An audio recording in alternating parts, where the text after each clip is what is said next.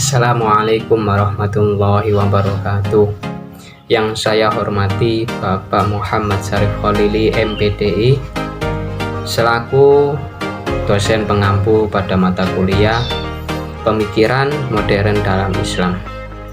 Di sini saya akan menjawab soal UTS pada nomor 1 Romawi Abjad A, yaitu mengenai tentang jelaskan apa saja faktor-faktor kemunduran umat Islam menurut Muhammad Abduh. Baik, langsung saja kita simak penjelasan singkat, penjelasan sedikit dari saya pribadi. Yuk. Muhammad Abduh berpandangan bahwa penyakit yang melanda negara-negara Islam adalah adanya keracunan pemikiran agama di kalangan umat Islam sebagai konsekuensi datangnya peradaban Barat dan adanya tuntutan dunia Islam modern. Selama beberapa abad di masa silam, kaum muslimin telah menghadapi kemunduran dan sebagai hasilnya mereka tidak mendapatkan dirinya sebagai siap sedia untuk menghadapi situasi yang kritis ini. Beliau berpendapat bahwa sebab yang membawa kemunduran umat Islam adalah bukan karena ajaran Islam itu sendiri, melainkan adanya sikap jumud di tubuh umat Islam.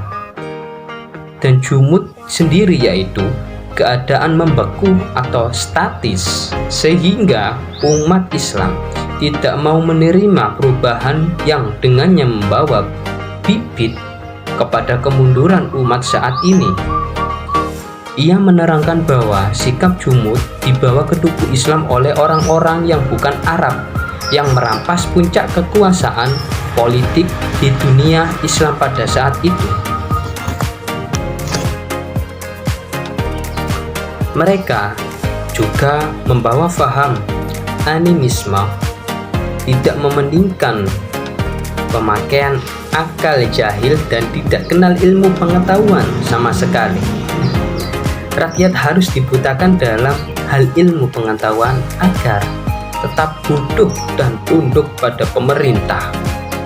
Keadaan ini seperti menurutnya adalah bid'ah.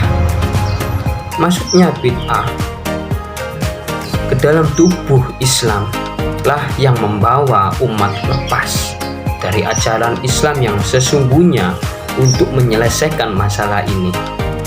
Muhammad Abduh sebagaimana Abdul Wahab berusaha mengembalikan umat seperti pada masa salaf, yaitu di zaman sahabat dan ulama-ulama besar.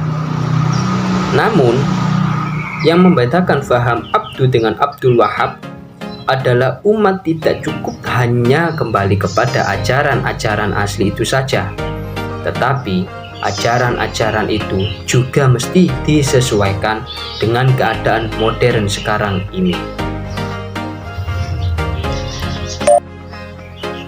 Dan di sini menurut Abduh ada beberapa faktor yang menjadi kemunduran dalam umat Islam, yang mana Muhammad Abduh ini seorang pemikir dan reformis Islam pada abad ke-19, yang mana pada abad tersebut terjadi kemunduran Islam yang disebabkan oleh faktor internal dan eksternal.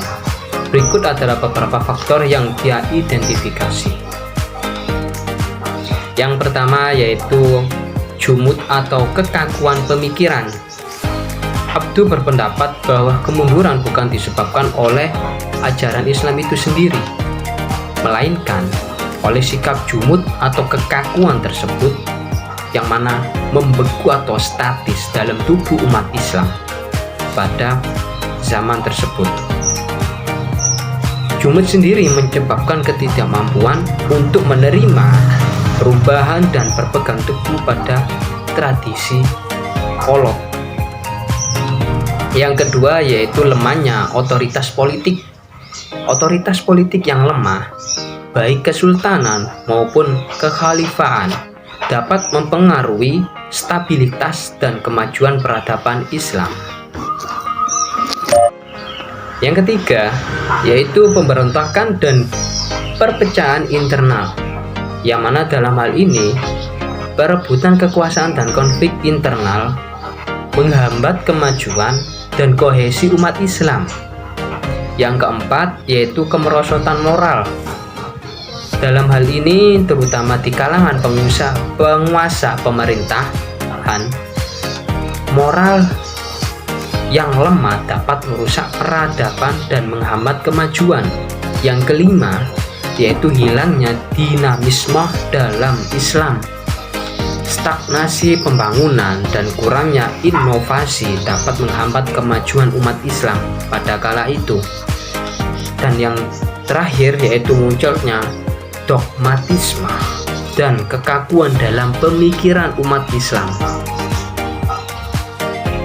yang mana dalam hal itu ketidakmampuan untuk beradaptasi dengan perubahan dan pemikiran yang kaku dapat menghambat perkembangan. Semua faktor ini berkontribusi pada kemunduran peradaban Islam, dan pemikiran Muhammad Abduh mengajak umat Islam untuk melakukan pembaruan dan mengatasi kendala-kendala ini agar peradaban umat Islam dapat berkembang lebih lanjut dan dapat berkembang lebih besar.